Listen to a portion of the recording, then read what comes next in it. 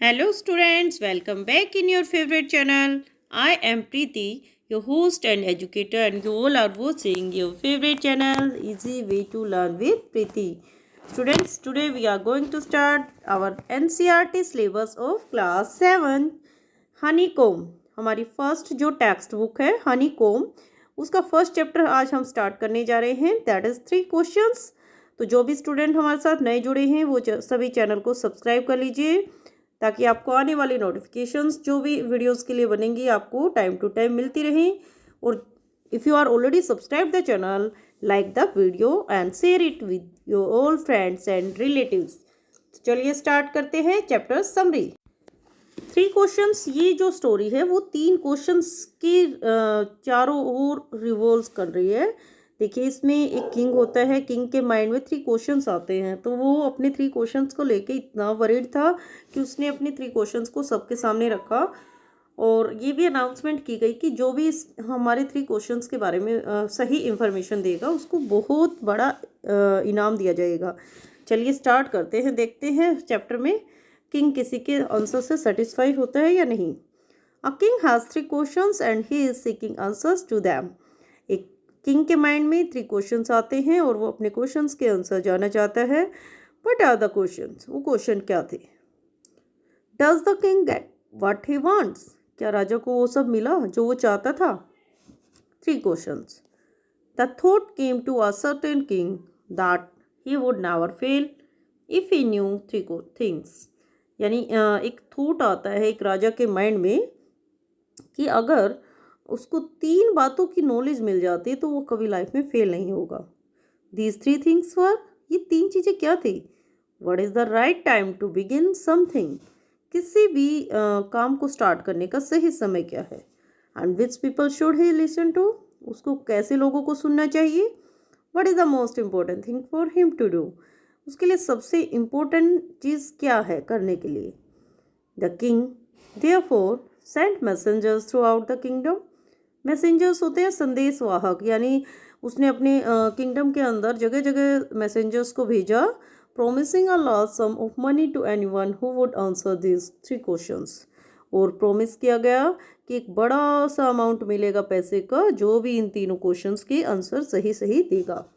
Many wise man came to the king. बहुत से बुद्धिमान लोग राजा के पास आते हैं, but they all answer his questions differently. लेकिन सबके आंसर इतने डिफरेंट थे। In reply to the first question some said the king must prepare a time table. अब पहले क्वेश्चन क्या था? What is the right time to begin something, है ना?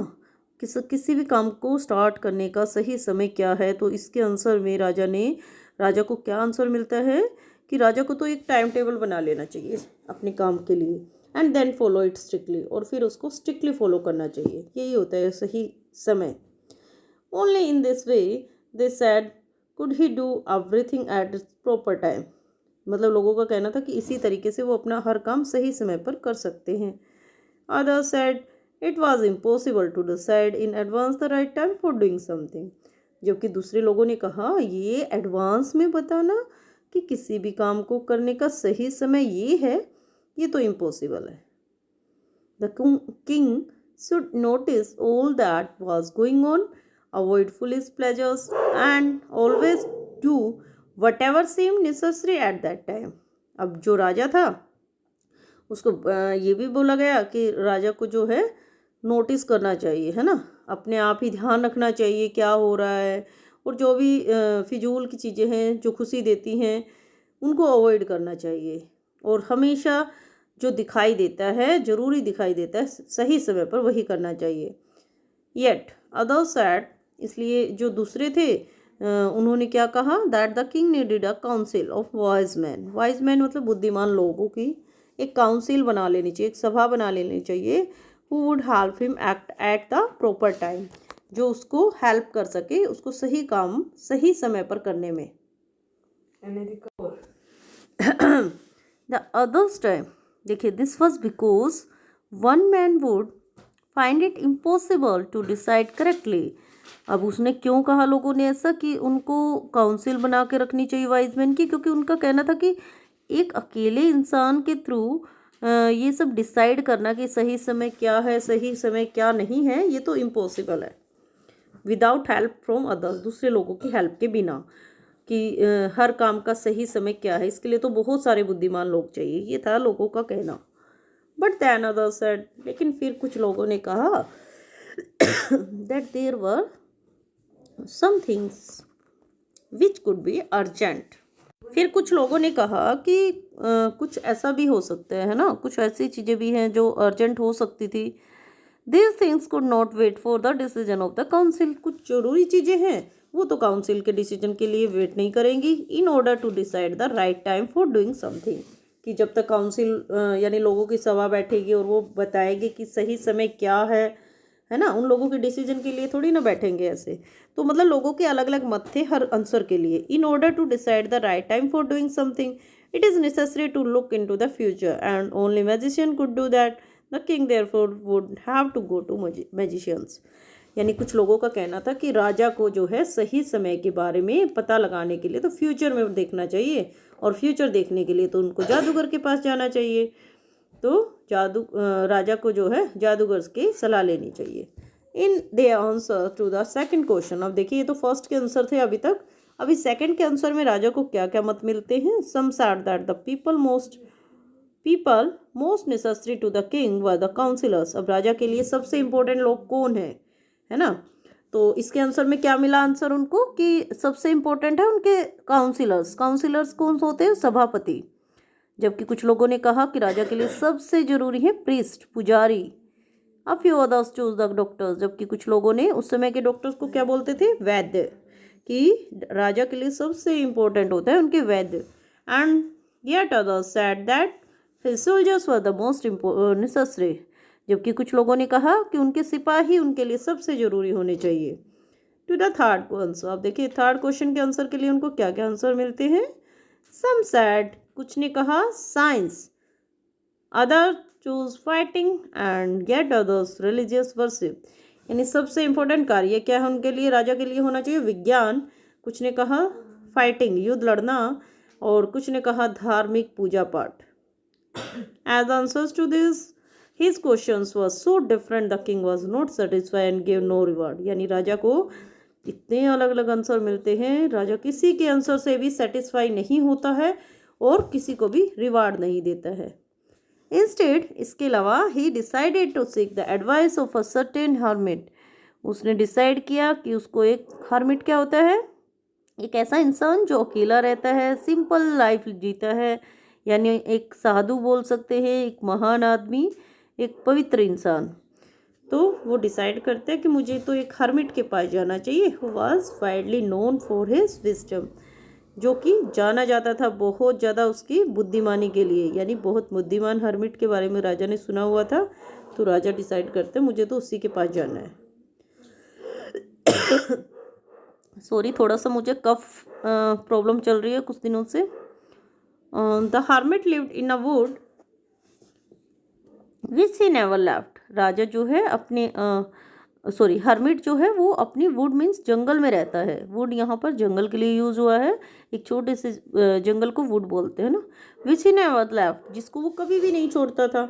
ही saw no one but simple people and so the king put an ordinary clothes. Saw means देखना वैसे तो, लेकिन यहाँ पर आता है मिलना। ही सा नो वन, यानी वो किसी से नहीं मिलते थे, लेकिन सिर्फ सादे लोग, सीधे सादे जो लोग होते थे उनसे वो मिलते थे। वो इसीलिए राजा जो है एक साधारण कपड़े पहन लेता है, एक साधारण इंसान के। Before he reach the hermit hut the king left his horse with his bodyguard and went on alone.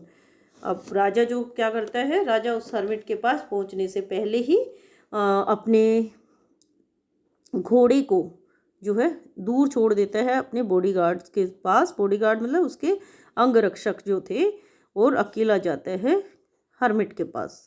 As the king came near the hermit hut he saw the hermit digging the ground in front of his hut. अब जैसे ही राजा जो है hermit की हट के पास जाता है, उसकी झोपड़ी के पास, तो राजा ने देखा जो हर्मिट था वो क्या कर रहा था, वो ग्राउंड को डिग कर रहा था, खोद रहा था अपने ही हट के सामने। He greeted the king and continued digging. वो राजा का स्वागत करता है, ग्रेट मीन्स स्वागत करना, और लगातार डिगिंग करता रहता है, लगातार खोदता रहता है। Hermit was old and weak. Hermit जो था बहुत ही बूढ़ा हो गया था और कमज़ोर भी था। And as he worked he breath heavily. अब जब वो लगातार काम कर रहा था तो उसकी जो ब्रेथ होता है, सांस, हैवीली मीन्स बहुत तेज, हाफ ना, इस तरीके से उसकी जो साउंड थी वो काम करने की वजह से उसकी भारी सांसें चल रही थी। The king went up to the hermit and said. राजा जो है हर्मिट के पास जाता है और कहते हैं, I have come to you wise hermit to ask you to answer 3 questions. हे बुद्धिमान, हर्मिट को बोलता है, हे बुद्धिमान हर्मिट यानी साधु, मैं आपके पास आया हूँ अपने 3 क्वेश्चंस के आंसर जानने के लिए। How can I learn to do the right thing at the right time. अब वो अपने क्वेश्चन रिपीट करता है उसके सामने कि मैं ये कैसे जान सकता हूँ कि हमें कोई भी काम करने का सही समय क्या है। एंड सेकंड क्वेश्चन रिपीट करता है, who are the people I need most. वो ऐसे कौन से लोग हैं जिनकी मुझे सबसे ज़्यादा ज़रूरत है। And what affairs are the most important. Affairs means matters, कि ऐसे कौन से मैटर्स हैं जो मेरे लिए बहुत ज़्यादा इम्पोर्टेंट है। The hermit listen to the king. Hermit ने राजा को सुना, बट डिड नॉट स्पीक, लेकिन कुछ भी नहीं कहा। He went on digging. वो लगातार डिगिंग करते हैं। You are tired said the king. राजा ने कहा, आप थक गए हैं। Let me take the spade. Spade होता है फावड़ा यानी कस्सी। And work in your place. और मुझे अपनी जगह पर आप काम करने दीजिए। ये देखिए राजा जो है साधारण कपड़ों में है और ये हर्मिट है, old man. Thanks said the hermit. Hermit ने कहा धन्यवाद। Giving the king his spade. और वो राजा को अपना जो है फावड़ा पकड़ा देता है। Then he sat down on the ground. और फिर वो ग्राउंड पर बैठ जाता है। देखिए आगे क्या होता है। When the king had dug 2 beds. Beds होता है छोटी छोटी क्यारियाँ, है ना। जब राजा ने 2 क्यारियाँ खोद चुका होता है वो, he stopped and repeated his questions. वो रुकता है और अपने क्वेश्चंस राजा के सामने रिपीट करता है। The hermit gave no answer. Hermit कोई आंसर नहीं देता, बट स्टूड अप, और खड़ा रहता है। Stretching out his hand for the spade and said. और अपने हाथ को स्ट्रेच होता है आगे करना, कस्सी के लिए जो है आगे हाथ करता है और कहते हैं, now you rest and let me work. कहते हैं कि अब मुझे मेरे काम वापस करने दो और अब तुम रेस्ट करो। But the king did not give him the spade and continue to dig. लेकिन राजा जो है वो उसको कस्सी नहीं देता है और लगातार खोदता रहता है। 1 आवर पास्ट। 1 घंटा बीत जाता है। Then another. फिर दूसरा घंटा बीत जाता है। The sun went down behind the trees.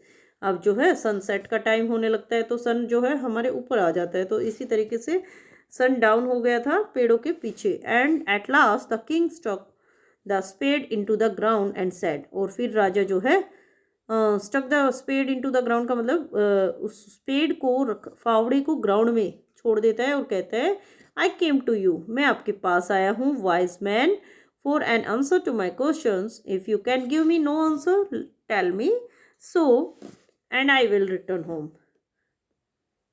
अब देखिए राजा जो है वो कहता है, हे बुद्धिमान व्यक्ति, मैं आपके पास अपने क्वेश्चंस के आंसर के लिए आया था। अगर आप मुझे आंसर नहीं देना चाहते तो आप मुझे बता दीजिए ताकि मैं अपने घर वापस जा सकूं।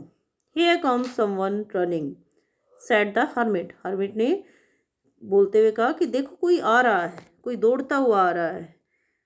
ये हमारा फर्स्ट पार्ट हो गया। चलिए सेकंड पार्ट करते हैं। The king turn round and सा अ बर्डेड मैन। बर्डेड होता है दाढ़ी वाला।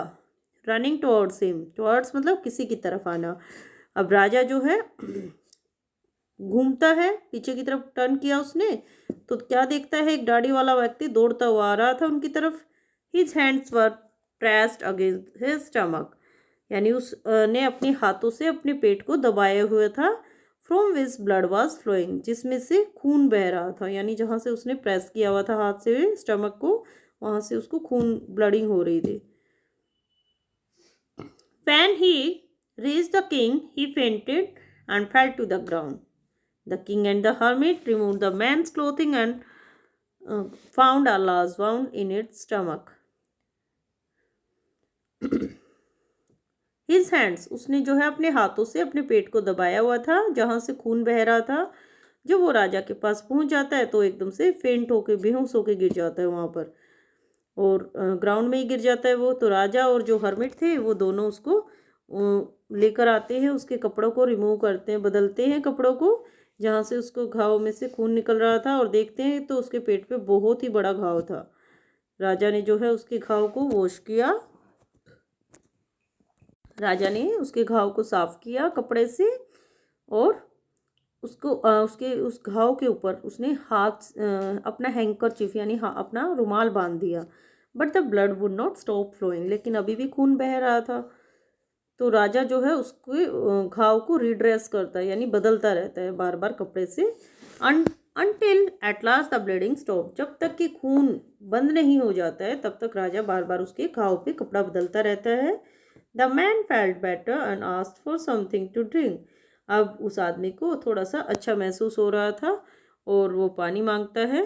The king brought fresh water and gave to it to him, राजा उसके लिए ताज़ा पानी लाता है और उसको पानी पिलाता है। By this time the sun had set and the air was cool, अब इस समय तक सूरज छिप चुका था और हवा बहुत ठंडी चल रही थी। The king with the hermit's help carried the wounded man into the hut and laid him on the bed, अब राजा ने हर्मिट की मदद से जो उस वाउंडेड यानी उस घायल व्यक्ति को उस हट के अंदर वो लेकर आते हैं और उसको आराम से बिस्तर पर लिटा देते हैं। The man closed his eyes and ले क्वाइट, राजा जो आदमी वहाँ पर घायल था उसने अपनी आंखें बंद कर ली, यानी वो एक तरह से नींद में चला जाता है, सो जाता है। The king tired by his work woke and the work he had done lay down on the floor and slept through the night, अब राजा जिसने पहली बार इतना काम किया था और वो पैदल भी चल कर आए थे, तो इस वजह से राजा भी थक चुके थे, वो भी फर्श पर वहीं पर सो जाते हैं। When he awoke, जब वो उठे, it was several minutes before he could remember here he was or who the strange bearded man lying on the bed was। अब देखिए राजा जो है उठा तब तो उसको नहीं पता था, लेकिन उठने के बाद जैसे वो उसको ध्यान आता है कि मैं तो कल से यहाँ पर हूँ। स्ट्रेंज यानी उनके पास एक बर्डेड मैन भी था जो कि बिस्तर पर लेटा हुआ था। Forgive me said the budded man in a week voice, अब जो दाढ़ी वाला व्यक्ति जो घायल था वो कहता है मुझे माफ़ कर दीजिए। व्हेन ही सा that the king was awake, जब उसने देखा कि राजा उठ चुका है तो राजा से माफ़ी मांगता है। I do not know you and have nothing to forgive you for said the king, राजा कहते हैं मैं तो तुम्हें जानता भी नहीं और मैं किस बात के लिए तुम्हें माफ़ी दूँ। यू डू नॉट नो मी, आप तो मुझे नहीं जानते, बट आई नो यू, लेकिन मैं आपको जानता हूँ। I am that enemy of yours who swore revenge on you, मैं आपका आपके उन्हीं दुश्मनों में से एक दुश्मन हूँ जिसने आपके साथ रिवेंज होता है बदला, स्वोर मीन्स कसम लेना, जिसने आपसे बदला लेने के लिए कसम खाई थी। Because you put my brother to death, क्योंकि आपने मेरे भाई की जो है डेथ कर दी थी, यानी आपकी वजह से मेरे भाई की डेथ हो गई थी। एंड सीज्ड माई प्रॉपर्टी, और आपने हमारी प्रॉपर्टी को भी सीज कर लिया था। सीज मीन्स हथियार। फिर उसके बाद वो कहते हैं my property I know you had gone alone to see that hermit and I made up my mind to kill you on your way home, कहता है मुझे पता था आज आप अकेले ही हर्मिट से मिलने के लिए आने वाले हैं, इसीलिए आज मैंने अपने भाई का बदला लेने के लिए जो है आपका पीछा किया था।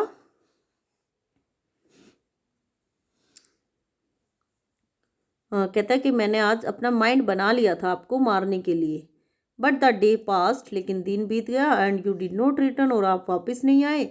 सो I left my hiding place, तो कहता है मैं जहाँ छिपा हुआ था मैंने अपने छुपे हुई जगह से मुझे बाहर निकलना पड़ा, और वहीं पर आपके जो अंगरक्षक थे उन्होंने मुझे देख लिया और मुझे पहचान लिया, और पहचानते ही उन्होंने जो है इस पर हमला कर दिया था। आई एस्केप्ड फ्रॉम हिम, किसी तरह मैं वहाँ से बचकर भागा।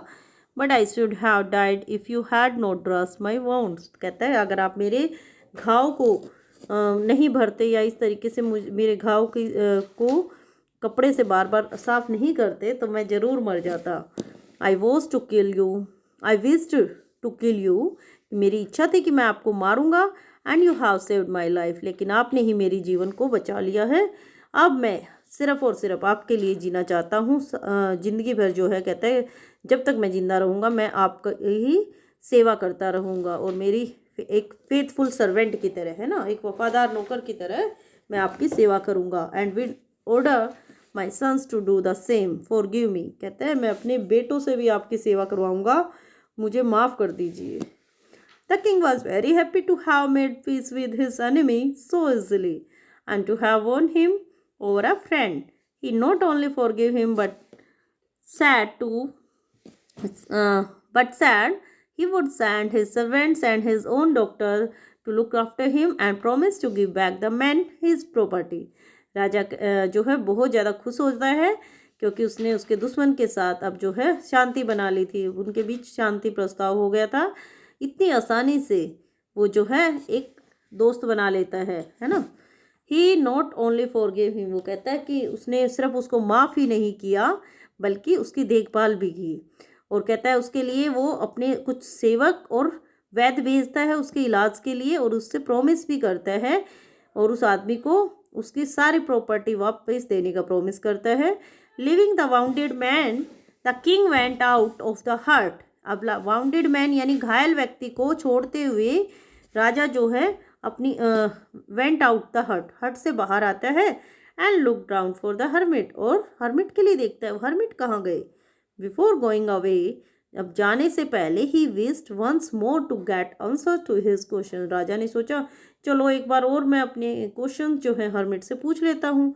The hermit was on his knees serving seeds in the beds that had been dug the day before, यानी राजा जो हर्मिट जो थे वो क्या कर रहे थे, अपने घुटनों के बल बैठकर बीज उगा रहे थे। कहाँ पर, उसी क्यारी में जहाँ पर उन्होंने जो है एक दिन पहले डिगिंग की थी, यानी उसको खोदा था।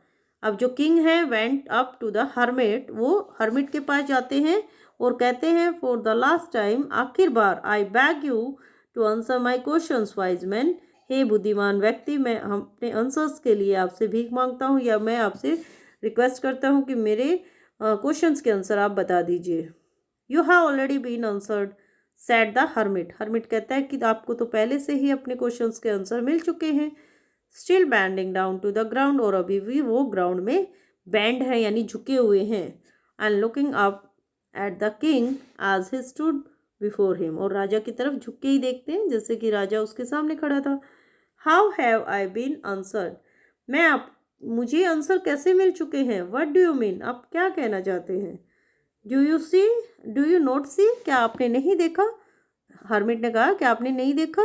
If you had not pitied my weakness yesterday and had not dug these beds for me, you would have gone away, कि अगर तुम्हें मेरे ऊपर, मेरी कमजोरी पर कल तुम्हें दया नहीं आती और तुम क्यारियाँ नहीं खोदते मेरे लिए, you would have gone away, तो तुम तो चले जाते कल। then that man would have attacked you, और फिर वो आदमी तुम्हारे ऊपर अटैक करता और फिर उसकी इच्छा पूरी हो जाती, लेकिन तुम मेरे साथ रुके। इसलिए सबसे इम्पोर्टेंट टाइम क्या होता है, was when you were digging the beds, जिस समय तुम कल डिगिंग कर रहे थे, क्यारियों को खोद रहे थे, वो तुम्हारे लिए सबसे इम्पोर्टेंट समय था।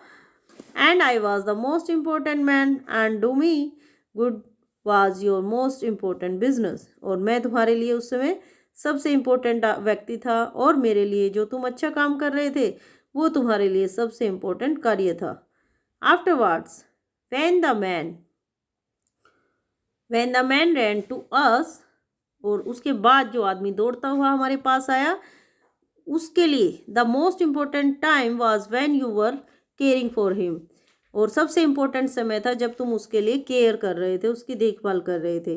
Because if you had not dressed him wounds he would have died, क्योंकि उस समय अगर तुम उसके घाव को साफ ना करते तो वो मर जाता। Without having made peace with you, तुम्हारे साथ शांति बनाए बगैर। So he was the most important man, इसीलिए वो तुम्हारे लिए सबसे इम्पोर्टेंट व्यक्ति था। And what you did for him, और जो भी तुमने उसके लिए किया वो तुम्हारे लिए सबसे इम्पोर्टेंट कार्य था। रिमेंबर देन, हमेशा याद रखो, there is only one time that is important, हमेशा एक ही समय इम्पोर्टेंट होता है। That time is now, now means अभी का समय है जो, यानी present time. It is the most important time because it is the only time we have any power to act, क्योंकि अभी आपके पास जो समय है वो कभी दोबारा नहीं आने वाला। इसीलिए उसी समय की वैल्यू को समझो, उसी के अंदर जो पावर है उसके अकॉर्डिंग आप काम करो। The most necessary person is the person you are with at a particular moment. और सबसे इम्पोर्टेंट व्यक्ति हमारे लिए वो इंसान होते हैं जो हमारे पास उस प्रेजेंट टाइम में है। फॉर नो वन नोज, क्योंकि कोई भी नहीं जानता what will happen in the future, future में आगे क्या होगा। And whether we will meet anyone else, हम कब कहाँ किससे मिलेंगे कोई नहीं जानता। The most important business is to do that person good because we were sent into the world for that purpose alone. कहते हैं सबसे इम्पोर्टेंट कार्य होता है किसी के लिए भी अच्छा कार्य करना, क्योंकि भगवान जी ने हमें इस धरती पर सिर्फ अच्छे कर्म करने के लिए भेजा हुआ है। This is a very interesting story of Leo Tolstoy. बहुत फेमस राइटर रह चुके हैं ये। और ये यहीं पर हमारी जो है आज के चैप्टर समरी एंड होती है। होपफुली आप सबको समझ आ गई है 3 क्वेश्चंस। तो स्टूडेंट्स मिलते हैं नेक्स्ट वीडियो में नेक्स्ट चैप्टर की समरी के साथ। जितना ज़्यादा आप इस वीडियो को शेयर कर सकते हैं शेयर कीजिए ज़्यादा से ज़्यादा अपने फ्रेंड्स के साथ। चलिए मिलते हैं नेक्स्ट वीडियो में, तब तक के लिए बाय बाय।